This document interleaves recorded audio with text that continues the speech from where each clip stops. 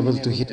Oh, no problem. You were trying to address Ababa's question, particularly on balancing friendship or partnership, both the West and the rest, but I would say West and China. And you were picking particularly on Ethiopia's traditional foreign policy, where peaceful coexistence is underlying philosophy. Go ahead. Okay, thank you. Thank you so much.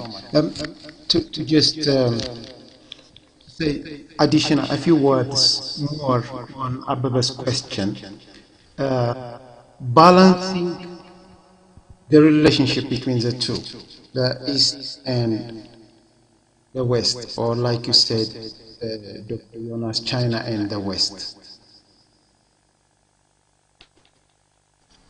We have plenty of space for investment. We have plenty of space for business. What we can afford to do is to be asked to choose between the two. Our choices will depend on our interests, not on the interests of others. So that is the balance that we strike in our relationship, the entire world.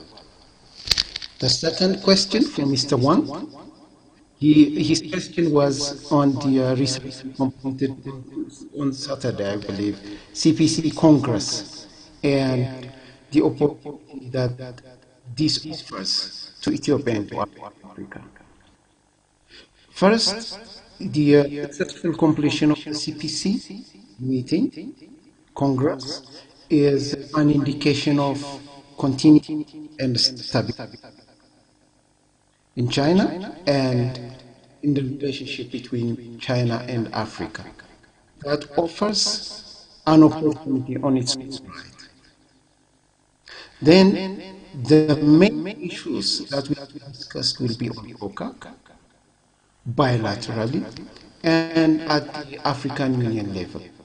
We will explore shared interests and work diligently to implement those to benefit both China and Africa. Thank you so much, Jonas.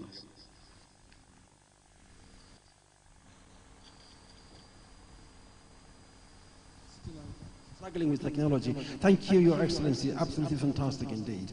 Hayat was responding to recognize, or rather make comparison between Chinese and Ethiopian culture, what she has learned.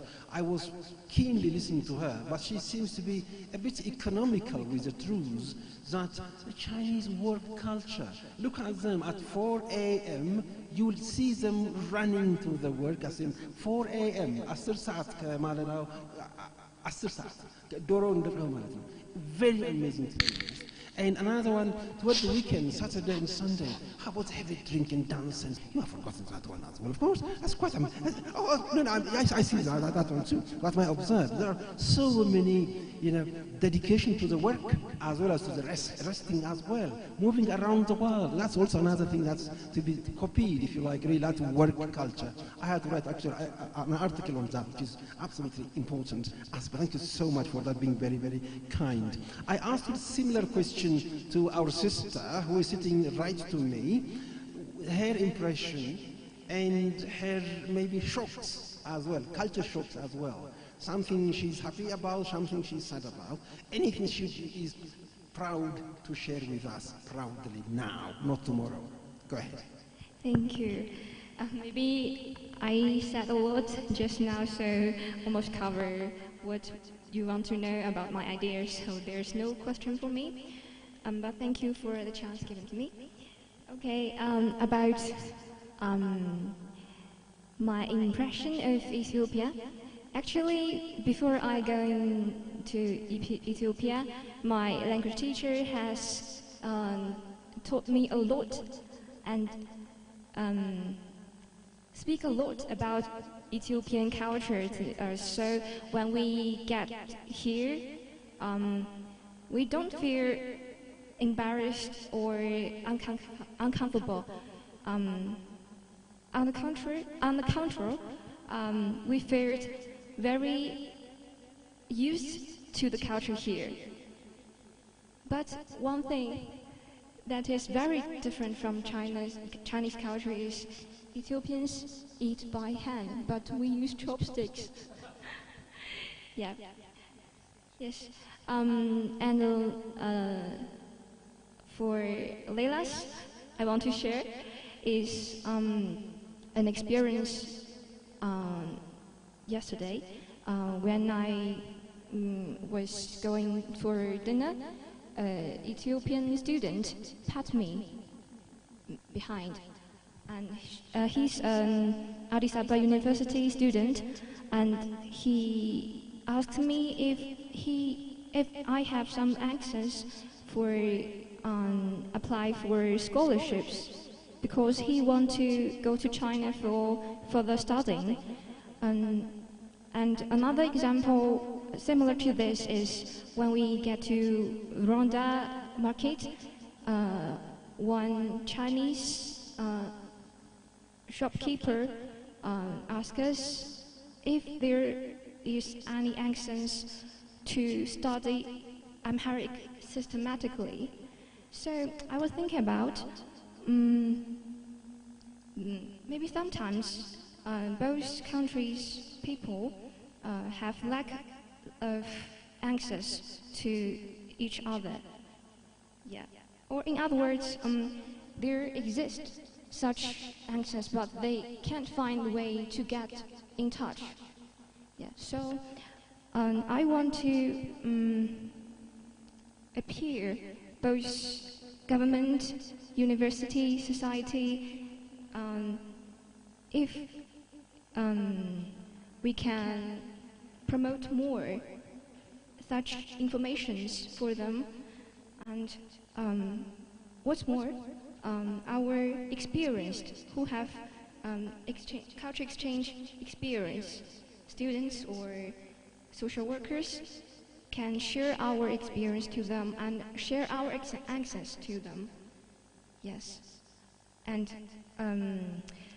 one person's power is very small, so I want to appear for Hulachum to get together hand in hand and to 1 to 10, 10 to 100, and 100 to 1,000.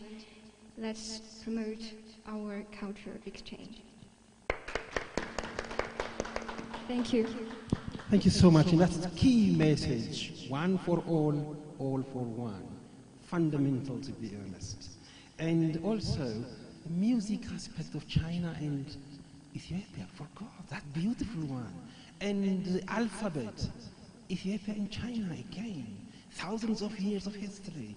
Again, that invincible spirit of both China and Africa. You know, we have so many things in common. We are more similar, more common, more identical than different, honestly speaking. It is not really simply the scientific studies which is published in Nature some years ago. It concludes that all human differences are simply skin deep.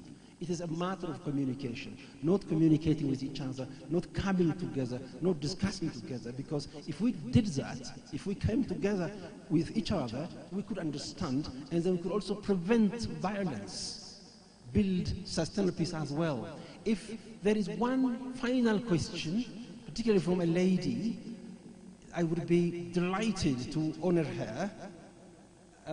If not, yes, please. Your Excellency. So I'm not a woman, say that way. Indeed. Thank you very much indeed. Thank you, Chair, for giving me the privilege to ask another question. My name is Shen. I'm from the Chinese Embassy. I'm the DCM, the Deputy Chief of the mission. I have a question for Mr. Adam Tesfaye. Maybe it's a sensitive issue, but I dare not to avoid that, since this is all our Ethiopia friends. Recently, Horn of Africa area has a lot of issues here: security issue, development issue, security issue intertwined with development issue. Recently, and also in the past 2 or 3 years, in this country there's a northern conflict. We all know that. We don't have to avoid that topic. Several countries are appointing their special envoys, special representatives to mediate, to try to, at least pretend to try to help Ethiopia and to solve the problem. Because my friend, Mr. Wang from Guangming Daily asked a similar question. I want to ask Adam. You know, China also appointed one special representative, by the Chinese Foreign Ministry. They already appointed a special representative for the issues of Horn Africa, along with many other institutions and countries like America, EU, AU, UN, even UK. So you said, I agree, I totally agree with you that Ethiopia, in cooperating with the traditional powers like Western powers in America, and also in cooperating with newly rising powers like China, you should get a balance here. I totally agree with you. You should not choose sides, but to draw the strength and the resources from every side that is suitable to them. I totally agree with you, but for the security and peace issue, Mr. Adam, what's your perspective, what's your opinion about China should do more or should do less in this peace and security issue? Should our special representative for Horn Africa to be more assertive or to be more conservative, just play a background role by facilitating to solve the problem? Thank you.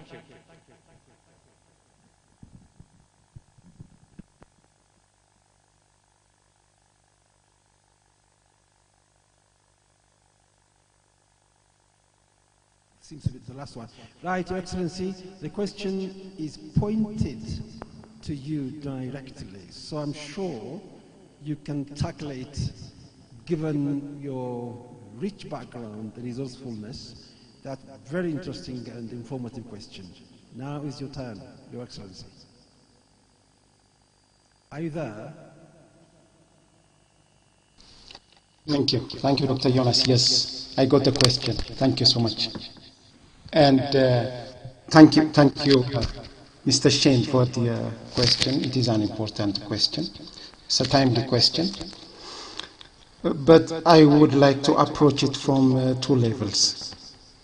Number one, the hiccup that we are experiencing in Ethiopia with the issue in the northern part is a domestic issue, a completely domestic issue, which should be handled by the Ethiopian government. So, number one, the responsibility falls on the Ethiopian government. Then the issue, secondly, would go to the African Union because of its proximity, because of its closeness, and because of its importance in helping to solve African problems by Africans, or giving African solutions to African problems. Then, a third level would be external powers. External powers can help only and only when the Ethiopian government is requesting for such assistance. So, like you said, you have candidly raised a question, and I would candidly answer it. Be it China, the United States, Britain, the European Union, and others who have assigned a special envoys to the Horn of Africa with special emphasis on the issue in the northern parts of Ethiopia, have their own prerogatives. They can assign an envoy. That is their decision. And we are always willing to work with both our traditional partners and with an important partner like China. But it will be within the limits, the parameters drawn by the Ethiopian government, no more, no less. You have also raised a second issue: should China remain conservative or assertive? So far, China has chosen a foreign policy path of, how you call it, hiding its abilities, which was introduced first by Deng Xiaoping, your famous leader, and it has remained important to date. China's foreign policy primarily is non-interventionist. And I think that is a very wise decision, and that is the basis by which Africa-China relations has managed to develop. I don't believe it should suddenly be changed. But I also think China has risen so high and is facing challenges from the West at a systemic level. It is unprecedented.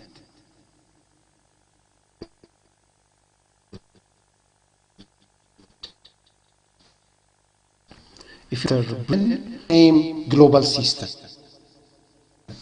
in the same systemic situation, but China came out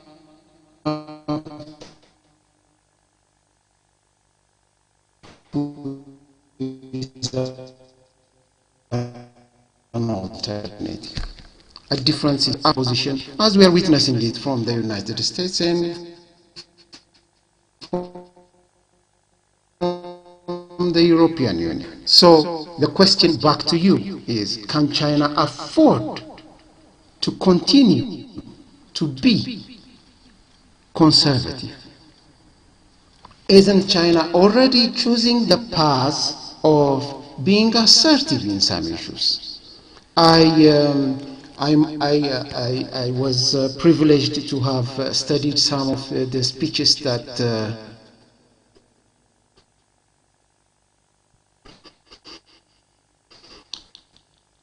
President Xi Jinping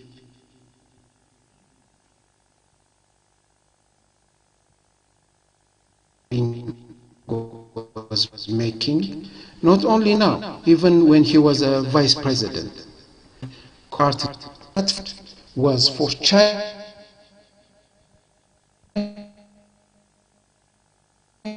to continue to rise, to take up. It seems China's new ideas will avoid a possible conflict between the United States, the West, and China. That is something we will have to see.